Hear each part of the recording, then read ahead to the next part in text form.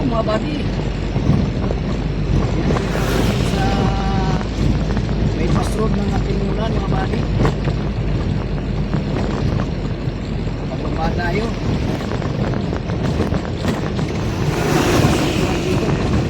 Atimulan mga buddy. Nagpapag dito.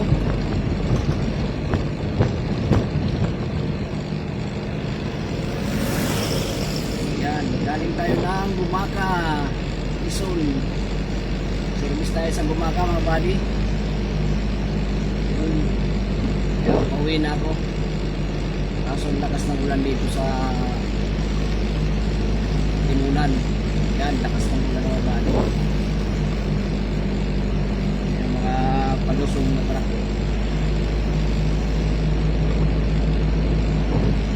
Dahan-dahan lang kasi madulas ang kalsada. Maganda na yung kalsada dito mga buddy. Inispalto na nila. Daan ng lubak oh. Oo. Dati nung nakaraang taon napagkalubak dito. Ayun, ispaltado na rin. Ayan, maganda na yung kalsada rito. Kaya maganda na rin dumaan dito mga buddy kasi wala nang lubak-lubak.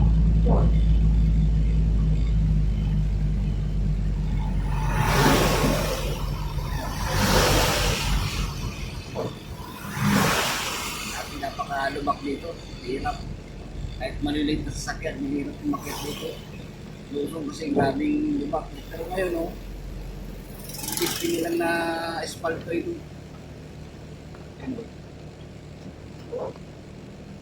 Na lang mga badyo. Sada.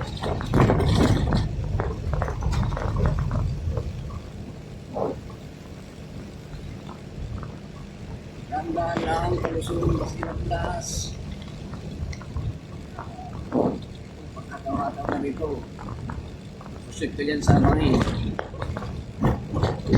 Pagpababa, ganda lang.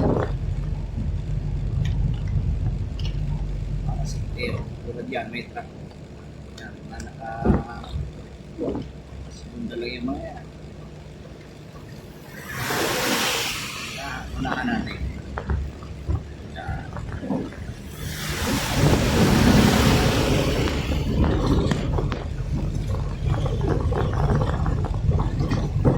Tayo sa Luzon mga buddy.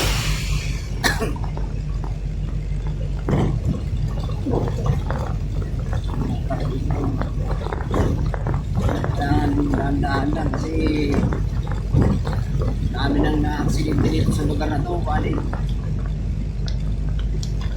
Baka ano dito sa ano na kailangan kapapan palusong ka dito. Dahan-dahan